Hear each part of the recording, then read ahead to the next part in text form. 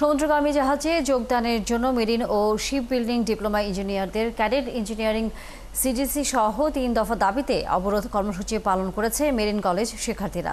রোববার সকাল থেকে কাকরাইল মোড়ে বিএমইটি ভবনের সামনে মেরিন ও শিপ বিল্ডিং ডিপ্লোমা ছাত্র কল্যাণ পরিষদের ব্যানারে তারা এই কর্মসূচি করেন।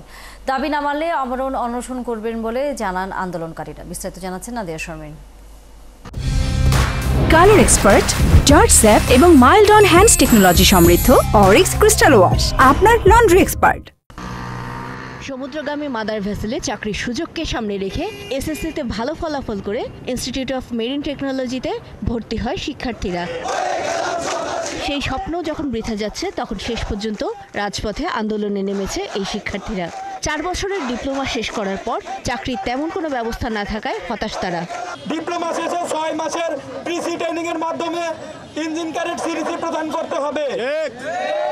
আমাদের 2 নম্বর দাবি ছিল বাংলাদেশের বিভিন্ন মন্ত্রণালয়ে মেশিন রিলেটেড কর্মসংস্থান যে জায়গাগুলোতে আছে সেখানে উপপ্রকৌশলী হিসেবে মেরিন এবং শিপ বিল্ডিং টেকনোলজি শিক্ষার্থীদের নিয়োগ বিধান চালু করতে। প্রবাসী কল্যাণ মন্ত্রণালয়ের কাছে আমরা ন্যায্য দাবি জানিয়েছি।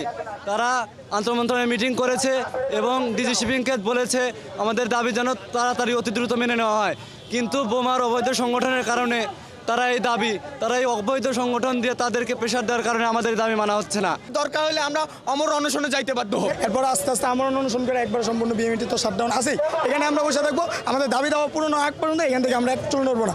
ডিপ্লোমা ইন মেরিন ও শিপ বিল্ডিং শিক্ষার্থীদের জন্য 2009 সাল পর্যন্ত বিদেশি জাহাজে চাকরির জন্য সিডিসি কন্টিনিউয়াস ডিসচার্জ সার্টিফিকেট দেওয়া হতো, কিন্তু হঠাৎ শিপিং কর্পোরেশন মেরিন ও শিপ বিল্ডিং ডিপ্লোমাধারীদের সিডিসি দেওয়া বন্ধ করে দেয়।